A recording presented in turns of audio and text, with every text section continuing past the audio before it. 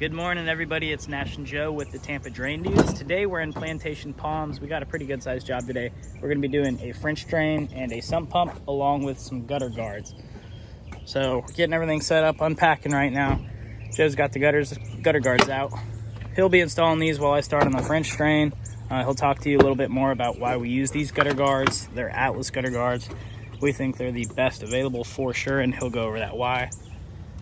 Got all the catch basins out, ready to go. I'll go ahead and take you back here and show you what we're installing.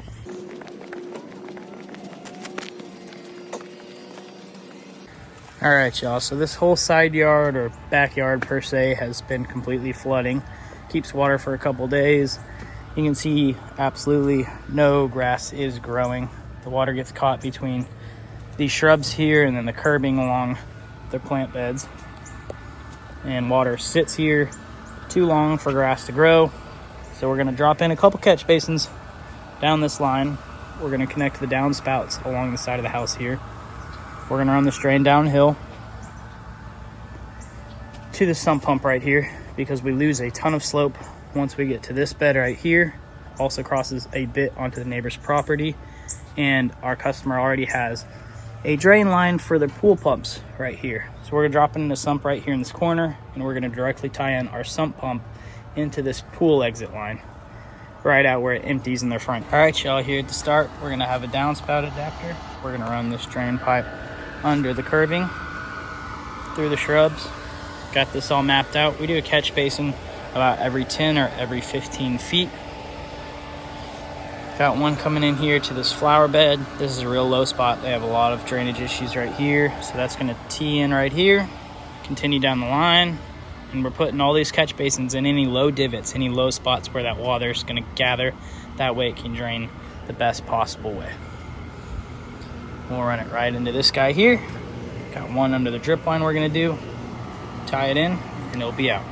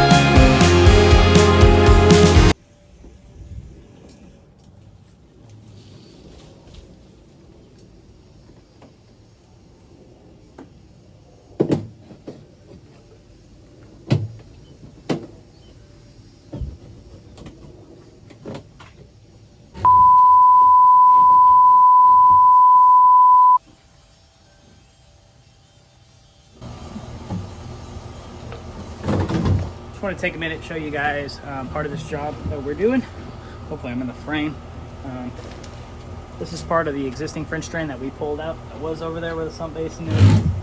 I had nowhere to go, so really it was just filling with water and then sitting here anyways.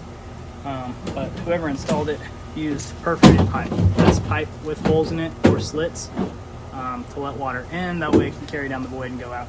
Problem is they didn't wrap this perforated pipe with any kind of fabric. They didn't wrap it with any kind of plastic. They didn't even put rocks around it. And from what the customer said, it hasn't been there that long. And this is what it looks like on the inside. Like, there's about 10-15 foot section of it completely covered, just like this. Obviously, no water is going to come through here. So if you guys are doing a project yourself and you're using perforated pipe, for some reason, make sure you, it's pretty cool there. Make sure you guys wrap the pipe, wrap it with some rock. It definitely needs to have filters and something to stop these roots from growing inside it. Because your drain will last for about 6 months and then it will be completely toast and you'll have to call a company out to come and do it for you.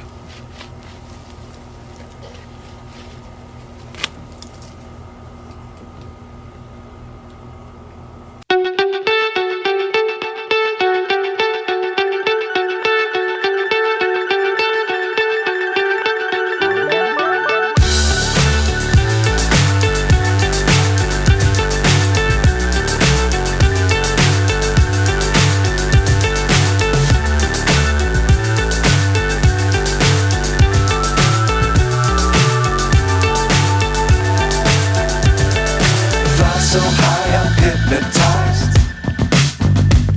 What's up is down, what's left is right.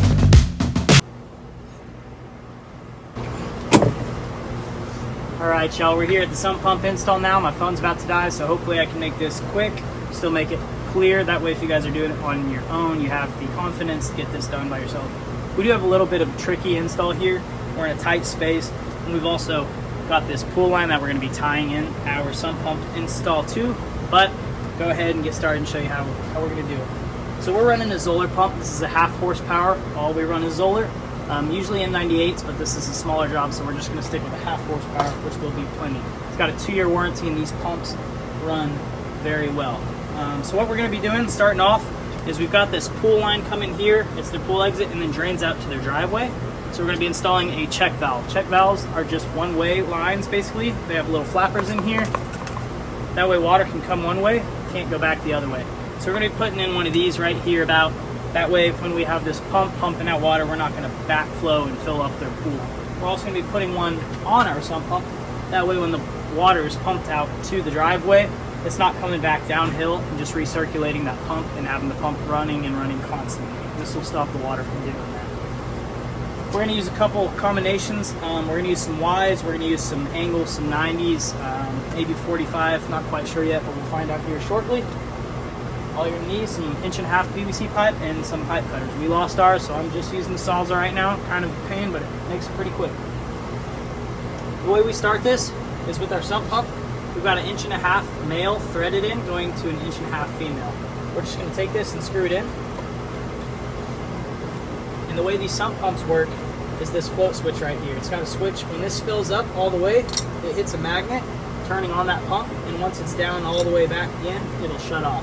Pretty easy, pretty simple, straightforward. Once we get this threaded part in, we're going to go ahead, just put a little coupler on there, a little spacer pretty much. Now depending on your basin, that's going to decide how high and how low you're going to need to be whenever you come out of the side of the basin, the top of the basin, however you're doing it for your certain project, is going to differ. We're going to go ahead and put that on here. And we're going to go ahead and put a check valve on.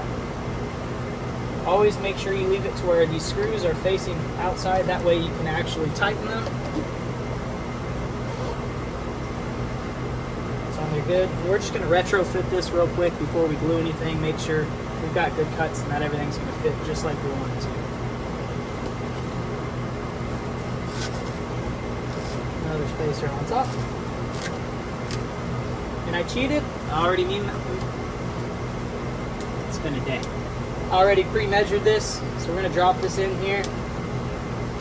And if I did my job like I hope I can, we should be meeting right where we're going to come in here with this line parallel. Already got this peak cut. Trying to save on time with the battery. So you can see that pump's going to come up here now through the check valve to make sure it doesn't backflow. It's going to make a 90 and then a 90 out of the pump going forward. So that covers up pretty much this whole area. Now we'll go ahead and get to the harder section up there.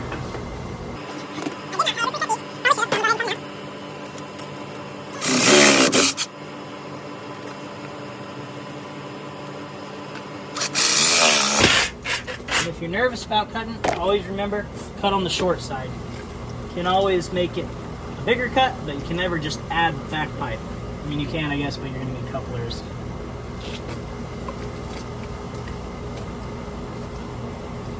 Go ahead, pop those in there. Now these are directional, so make sure they have a little arrow on them that your flow is going the way you want it to. Now we're going to tie in this Y here.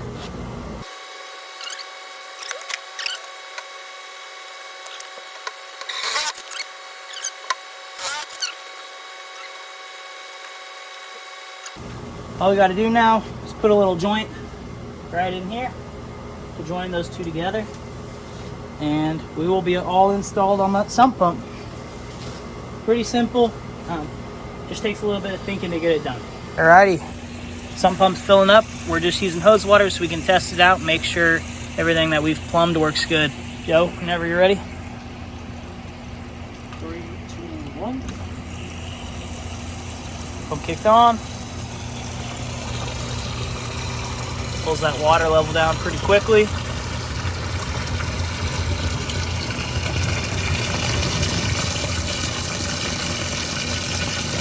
Awesome. No leaks.